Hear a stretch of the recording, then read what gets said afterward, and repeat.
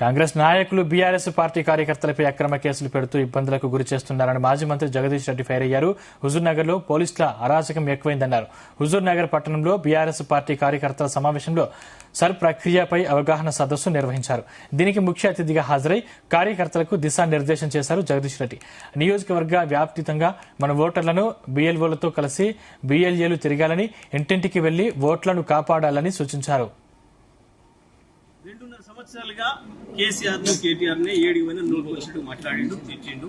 School పిల్లల దగ్గర పోతే కూడా అదే మాట్లాడిండు. కానీ ఈ మధ్యన స్ట్రాటజీ మార్చుకొని ఇద్దరు కిషన్ రెడ్డి ఈయన బదులుకొని, అరే నువ్వు ఊకి వాళ్ళనే తిడితే వాళ్ళకే చూస్తున్నారు జనమంతా, నీ వ్యతిరేకంలో వాళ్ళంతా అలకాడికి పోతుండ్రు, జర నన్ను తిట్టిపోయని చెప్పి ఆయన బతలాడితే ఈయన తిట్టుకుంటున్నాడు. ఇద్దరు అండర్స్టాండింగ్ తిట్లు తప్ప ఇవి ఇంటికి వచ్చిన సుట్టబోనలు కొట్టడానికి ఇంట్లో ఆల్మోగులు పంచాయ పెట్టుకున్న ముచ్చట తప్ప ఇంకొకటి కాదు. వీళ్ళిద్దరి డ్రామాలు, ఇద్దరు ఒకటే అనే సంగతి ఇప్పటికీ 100 సార్లు నిరూపితమైంది. ఆఖరికి సొంత పార్టీకి ద్రోహం చేసి పాపం మొన్న మీనాక్షికి సీటు పోగొట్టిందే రేవంత్ రెడ్డి, పోగొట్టలనే విషయం అధిష్టానం కూడా గమనించింది. బండి సంజయ్ కొడుకు విషయంలో ఏ రకంగా దాచిపెట్టిండో రేవంత్ రెడ్డి మనకు స్పష్టంగా అర్థమైంది. అన్నిటికీ మించి బడేబాయ్ చోటేబాయ్ కన్ను కొట్టుకొని సాగే చేసుకున్న సంగతి మొన్న బేగంపేటలో చూసిరు. దేశ ప్రజలందరూ, రాష్ట్ర ప్రజలందరూ ఈ దొంగ మాటలు ఎన్ని మాట్లాడినా చెల్లవు. ఇప్పటికీ